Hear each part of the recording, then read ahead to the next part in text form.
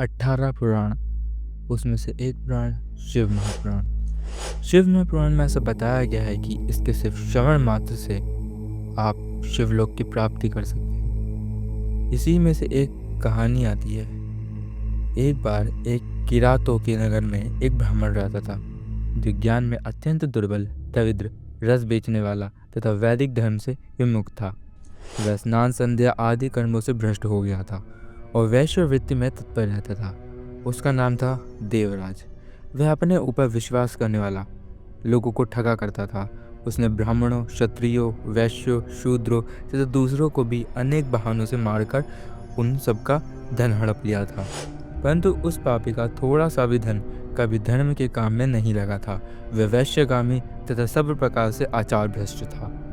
एक दिन घूमता घामता वह देवयोग से प्रतिष्ठानुपुर में जा पहुंचा। वहां उसने एक शिवालय देखा जहां बहुत से साधु महात्मा एकत्र हुए थे। देवराज उस शिवालय में ठहर गया, किंतु वहां उस ब्राह्मण के ज्वर आ गया। उस ज्वर से उसको बड़ी पीड़ा होने लगी। वहां एक ब्राह्मण देवता शिव पुराण की कथा सुना रहे थे। ज्वर में पड़ा हुआ देवराज ब्राह्मण के मुख रविंद्र से निकली हुई उस शिव कथा को निरंतर सुनता रहा। एक मास के बाद वह ज्वर से अत्यंत पीड़ित होकर चल बसा।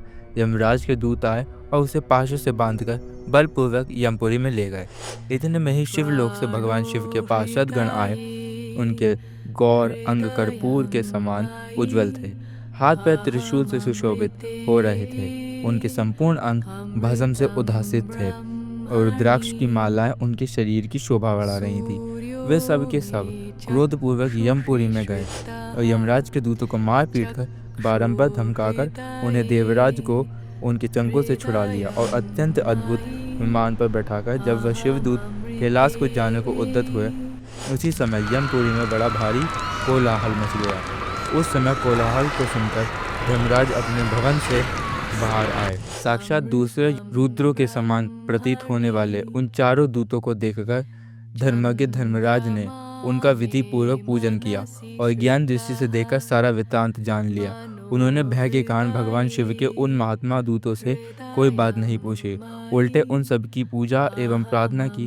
तत्पश्चात वे शिवदूत कैलाश को चले गए और वहां पहुंचे उन्होंने उस ब्राह्मण को दयासागर सांब शिव के हाथों में दे दिया। इसी कहानी से हमें यह पता चलता है शिव कथा के सिर्फ श्रवण मात्र से ही आप शिवलोक की प्राप्ति कर सकते हैं।